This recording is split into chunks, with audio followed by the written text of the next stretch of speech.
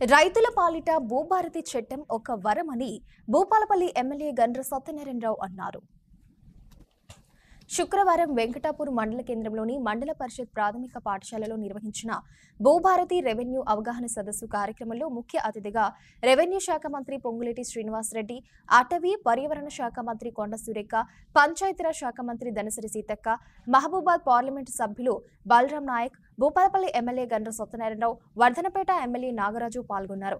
ముందుగా MLA GSR helipad దగ్గరకు వెళ్లి మంత్రులకు స్వాగతం పలికారు. దేశంలో భూభారతి చట్టం రోల్ మోడల్ గా నిలుస్తుందని భూపాలపల్లి ఎమ్మెల్యే జీఎస్ఆర్ అన్నారు. ప్రతి రైతుకు భరోసా, భద్రత కల్పించాలని ఎన్నో రాత్రులు నిద్రపోకుండా మేధావులతో కలిసి భూభారతి చట్టాన్ని రూపొందించడం జరిగిందని ఆయన తెలిపారు. ఈ కార్యక్రమంలో ములుగు జిల్లా కలెక్టర్, ఇతర అధికారులు పాల్గొన్నారు.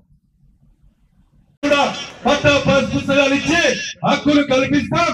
భూభారతి ద్వారా వెసులుబాటు కల్పించి పేదవారికి పట్టాలిచ్చి హక్కులు కల్పించి అమ్ముకోవటానికి, కొనుక్కోవటానికి వీలు కల్పించే విధంగా కూడా ఈ భూభారతిలో చట్టం కల్పించడం జరిగింది.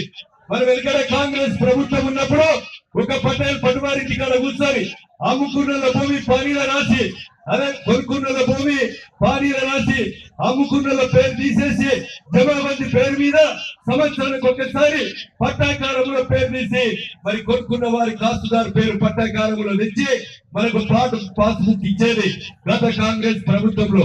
దాన్ని ఈ రోజు భూభారతి ద్వారా ఆ చట్టాన్ని తీసుకొచ్చి రెవెన్యూ అధికారులను నియామకం చేసి రైతులకు వెసులుబాటు కల్పించే విధంగా ఈ ప్రభుత్వం చేయడం జరిగిందని మీకు ఈ సందర్భంగా తెలియజేస్తున్నా. కనుక రైతు సోదరులు ఈ మంచి చట్టాన్ని ఉపయోగించుకొని ఇప్పుడు కలెక్టర్ గారు చెప్పినట్టుగా ₹1 వెచ్చం లేకుండా, అవినీతి లేకుండా మన ఇంటికి పట్టా పాస్ పుస్తకం వచ్చే విధంగా భూభారతి ద్వారా వెసులుబాటు కల్పించడం జరిగిందని మీకు ఈ సందర్భంగా రైతు సోదరులకు విజ్ఞప్తి చేస్తూ ఈ అవకాశం కల్పించినటువంటి వేదిక మీదున్న ముందున్నటువంటి సోదరులందరికీ